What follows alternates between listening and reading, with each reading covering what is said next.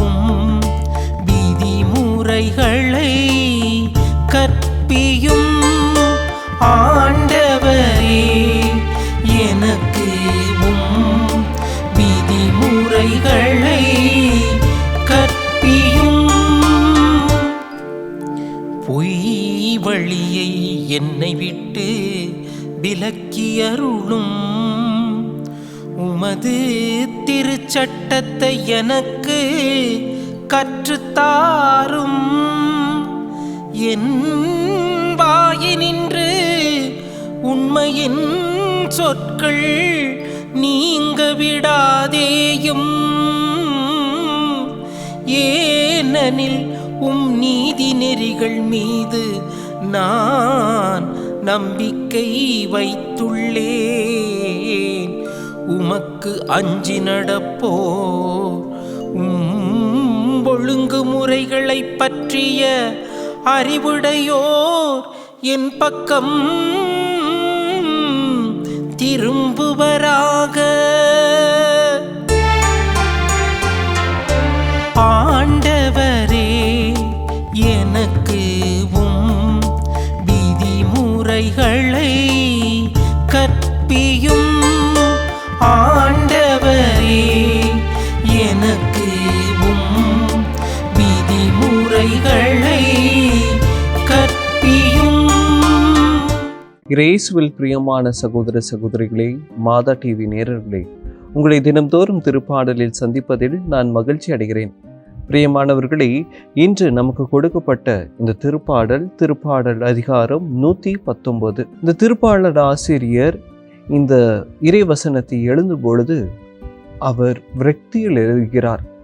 தம் வாழ்க்கையை முடிந்துவிட்டது, யாரும் இல்லை என்ற அவன் நம்பிக்கையில் கடவுள்தாம் நம்பிக்கை என்ற முழுமையான நம்பிக்கையோடு இந்த திருப்பாடலை எழுதுகிறார். பிரியமானவர்களை, இது நாம் லூக்கா நற்செய்தி அதிகாரம் 17 பார்த்தோம் என்றால், நம்மளுடைய 10 தொழுநோயாளர்கள் அவர்கள் வாழ்க்கையின் விரக்தியில் இருக்கிறார்கள். தான் தந்தை தாய் என்று பாசத்தோடு நேசத்தோடு வளர்ந்த அந்த தாய் தந்தையும் அவர்களை விட்டுவிட்டார்கள். ஏன் அவர்களுடைய குழந்தையும், ஏன் அவருடைய மனைவியும், உற்றார் உறவினர்கள் நண்பர்கள் அனைவரும் அவர்களை வெறுத்தார்கள். அவர்கள் ஊருக்கு ஒரு புறம்பான ஒரு வெளியில் அவர்கள் தங்கி வாழ்ந்து வந்தார்கள். அந்த அவமானத்திலும் அந்த விரக்தியிலும் என்ன செய்வது, ஏது செய்வது, வாழ்வே முடிந்து விட்டது என்ற அந்த வருத்தத்தில் இருக்கும் சமயத்தில் இயேசு அவர்களை நோக்கி செல்கிறார். அப்பொழுது அவர்கள் இயேசுவிடம் அவர்களுக்கு தேவையானது எதுவும் கேட்கவில்லை. மாறாக அவர்கள் கேட்டது ஒன்றே ஒன்றுதான், ஆண்டவரே, தாவீதின் மகனே, என் மீது இரக்கமாயிரும். அதாவது அவர்கள் தங்களுடைய தாழ்ச்சியின் குணநலனை எடுத்துரைக்கிறார்கள். அவர்கள் தான் தகுதியில்லை என்ற மனநிலை எடுத்துரைக்கிறார்கள். பிரியமானவர்களே, பல வகையில் பல சமயத்தில் நாம் இந்த திருப்பாடல் ஆசிரியர் போல அல்லது அந்த 10 தொழுநோயாளரை போல நாம் ஆண்டவரிடத்தில் ஜெபிப்பதில்லை. நாம் நம்மளுடைய ஜெபங்கள் எல்லாம் என்னுடையது, எனக்கு தேவையானது, என் குடும்ப சந்தோஷமாக இருக்கணும் என்று பல கருத்துக்களை அடுக்கிக் கொண்டே போகிறோம்.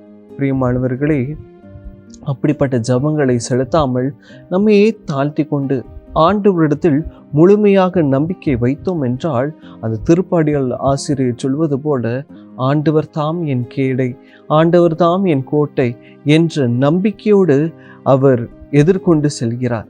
அதே போல நாமும் அந்த 10 தொழுநோயாளரை போல, ஆண்டவரே, நீர் என் மீது இறங்கும் என்று நம்மையே தாழ்த்தி கொண்டு ஜெபித்தோம் என்றால், ஆண்டவர் நாம் கேட்பதற்கு முன்னாக செய்யக்கூடியவர். பிரியமானவர்களே, அத்தகைய நம்பிக்கை நம்மிடம் இருக்கிறதா? ஆண்டவரே, நீர் எனக்காக யாவையும் செய்வீர், நீர்தாமே என்னை படைத்திருக்கிறீர், நீர் என்னை வழி நடத்திருக்கிறீர் என்ற நம்பிக்கை நம்மிடம் இருக்கிறதா? பிரியமானவர்களே, அதுதான் இந்த திருப்பாடல் ஆசிரியரும் நம்மிடம் சொல்கிறார். நம்மை படைத்தவர் ஒருபோதும் நம்மை கைவிட மாட்டார். அவர் நம்மை கண்ணின் கருவிலை போல காத்து கொள்கிறார். நம்மளை உள்ளங்கையில் பொருத்தி வைத்திருக்கிறார் என்று அடுக்கு மொழியில் அடுக்கி கொண்டு போகிறார். பிரியமானவர்களே, நம்மிடம் அத்தகைய நம்பிக்கை இருக்கிறதா? நீதிமொழிகள் அதிகாரம் 23 கூறுவது போல, உன்னுடைய நம்பிக்கை வீண் போகாது. எனவே பிரியமானவர்களை, நம்மை படைத்த கடவுளிடம் நம்மளுடைய நம்பிக்கை வைப்போம். அவர் எதையும் செய்யக்கூடியவர். எனவே இத்தகைய நம்பிக்கையோடு, இத்தகைய விசுவாசத்தோடு, இத்தகைய ஆற்றலோடு நம்மையே ஆண்டவரிடத்தில் அர்ப்பணிப்போம். ஜெபிப்போமாக. எங்களை படைத்து பராமரித்து வருகின்ற பரலோக தகப்பனே, எங்களை இந்நாளும் நேசித்து காத்து வழிநடத்துபவரே, ஆண்டவரே, உம்மிடத்தில் நாங்கள் பல வேளையில் பல சமயத்தில் நம்பிக்கை இல்லாமல் எங்களுடைய தேவைகளை அடுக்கிக் கொண்டே போகிறோம். ஆனால் ஆண்டவரே, நாங்கள் அந்த யாக்கோபை போல நாங்கள் உம்மிடத்தில் வாஞ்சியாக கேட்கிறோம். ஆண்டவரே, நீர் எம்மை ஆசீர்வதியாமல் நான் உன்னை போக விட மாட்டேன். ஆண்டவரே, நீர் எம்மோடு வாரும். ஆண்டவரே, நீர் எம்மோடு வந்து தங்கும். நீர் எம்மோடு பயணம் செய்யும். நீர் எங்கள் வாழ்வில் வந்தால் எங்கள் வாழ்வு வளமாகும், நலமாகும், உடல் நலம் பெறுவோம் என்பதை நாங்கள் உணர்கிறோம். எனவே எங்களுக்கு நீங்கள் மட்டும், நீர் மட்டும் போதும். ஆண்டவரே, எங்களை ஜெபமால் எங்களை ஆசீர்வதித்து எங்களை வழிநடத்தி எங்கள் ஜெபங்களை எல்லாம் உமக்கு உரித்தாகுகிறோம். எங்கள் ஆண்டவராகிய இயேசு கிறிஸ்து வழியாக உம்மை இறைஞ்சி கெஞ்சி மன்றாடுகிறோம். ஆமேன்.